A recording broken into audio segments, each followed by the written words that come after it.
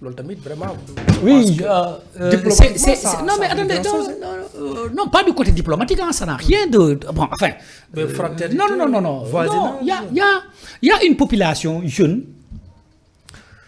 qui est venue, enfin, une population jeune dans sa grande majorité, bu nekkoon ci benn emprise ou famille. Tu comprends? Nit ñi nekk ci benn sceptre buy plané. Dëkk bi doxul.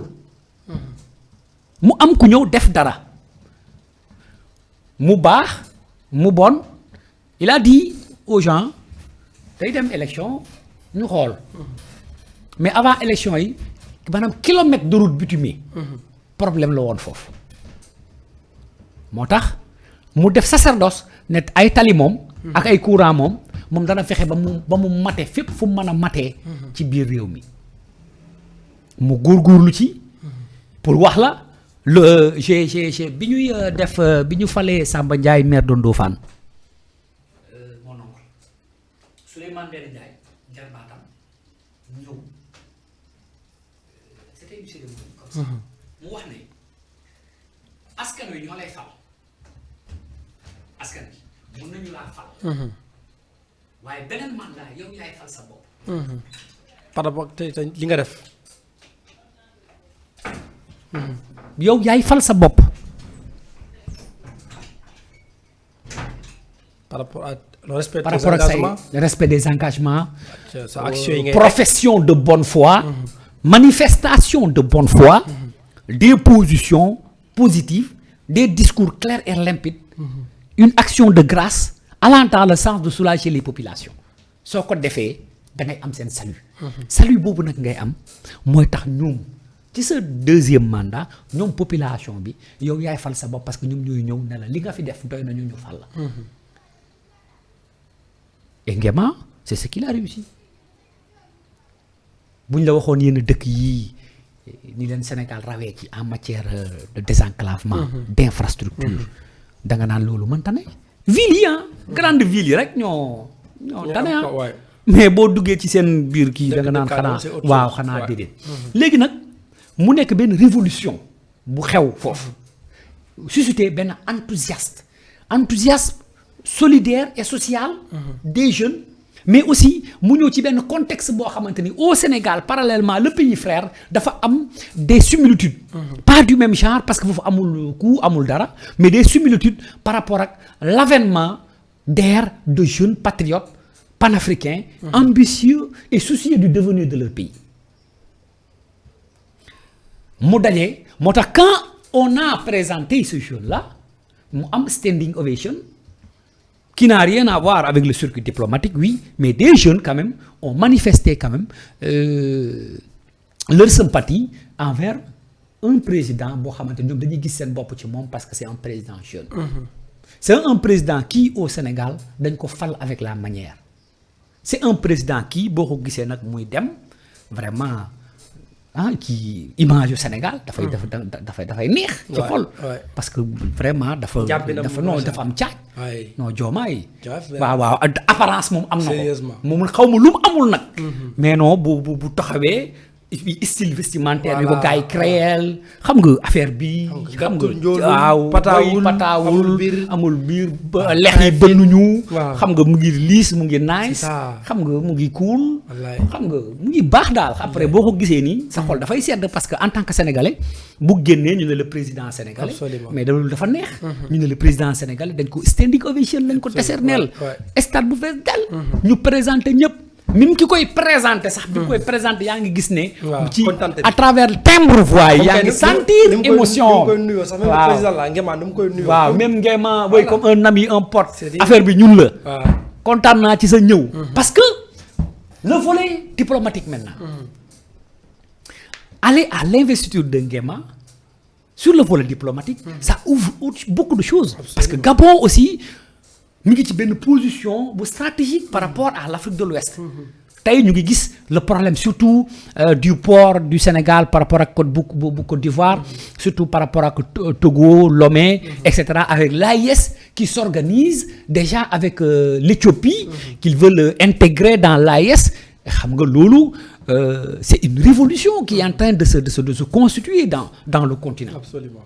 Donc yow nga dem teewal ko d'abord moom légitimité nga koy jox parce que le Sénégal n'est pas n'importe quel pays. C'est un pays démocratique boo xamante ni ay acquis respecté, oui, respecté, très respecté d'ailleurs. Malgré bon quelques couacs ces derniers temps, mais quand même le Sénégal reste un pays très respecté, surtout bu président ñëwee fekkee sa investiture. Parce que demal nit ci investiture am n'a pas qui veut. Moo tax au Rwanda, quand Kagame faisait sa prestation de serment, on lui a envoyé un premier ministre, mais on l'a mis derrière. Hein. Lui, Lolo, un président qui tu ne viens pas, tu ne fais rien. Un président cassé, un président. Mais c'était pas méchant. S'ils ont un bon ministre des Affaires étrangères, on devait expliquer les pourquoi. Parce que pour moi, il fallait faire un pont entre l'Afrique et le monde et le Sénégal. Mais ce pont-là, qui qu'on va emprunter dans le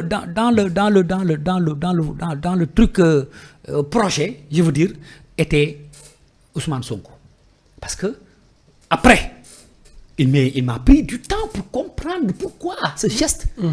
Parce que tey pourquoi le Diomaye demul ci Kagame. Ouais. Et puis Kagame ñëw fi.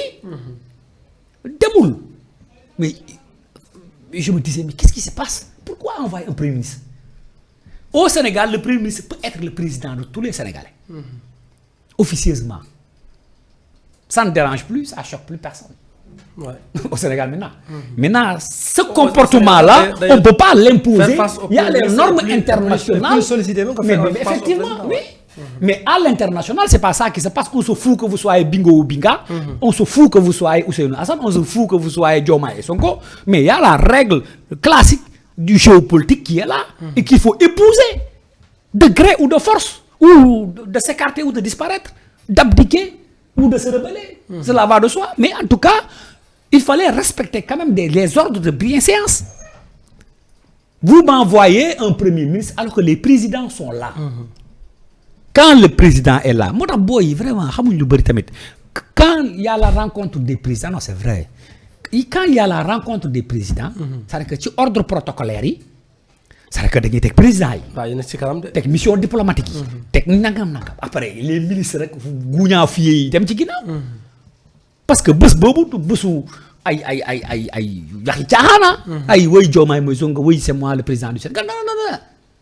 Va là-bas au pays des Wolofs dire ça. Ici, c'est pas ça. Hein. On respecte les ordres de préséance.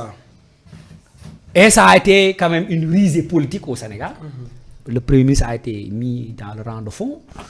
Oui, parce qu'ils ont osé titiller le truc international et tout. Donc voilà, ça a été un problème.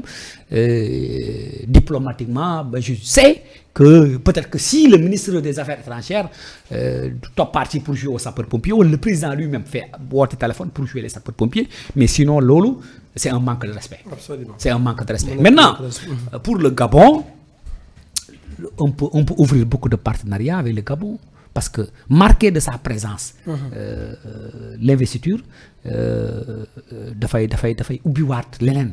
Donc le président pourrait discuter avec le Gabon ak autres.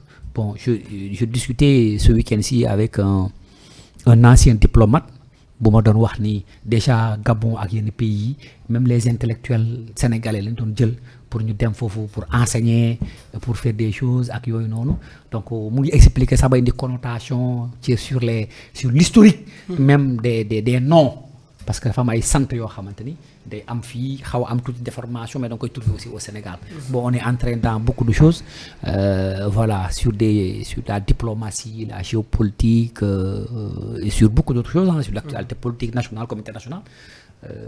L'histoire de l'Israël, on en est revenu amplement, mais quand même il faut comprendre que ces déplacements-là font du bien quand même au Sénégal. Au Sénégal et au Sénégal. Diplomatie. Et juste pour moom sax nag.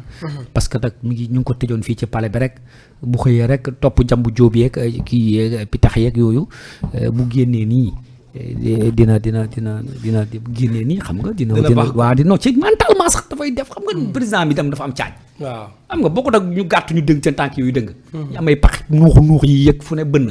xam nga moom il est non dafa nice. waaw Diomaye non il est beau kantal. loolu nag dafa neex gis nga un leader. maanaam gis nga leader. dafa war a am apparence. séeréer bu rafetee nii moom nice. waaye non séeréer nag day rafet. séeréer moom. séeréer day ñuul. non day ñuul mais day ñuul. day ñuul day ñaaw. non day rafet pël rek la. non pël dafa changé couleur rek moo tax xam nga boo couleur rek même gis nga gel yi gën a ñaaw dañuy xeesal pour rafet boo xeesee lu bëri sa imperfection yëpp dafay muuru. day nëbbatuwaale. waaw noonu la demee. mais on reste toujours ci fànn boobu par rapport à la diplomatie par rapport à l'international pour parler de Donald Trump avec arrêté au fonds d'appui au développement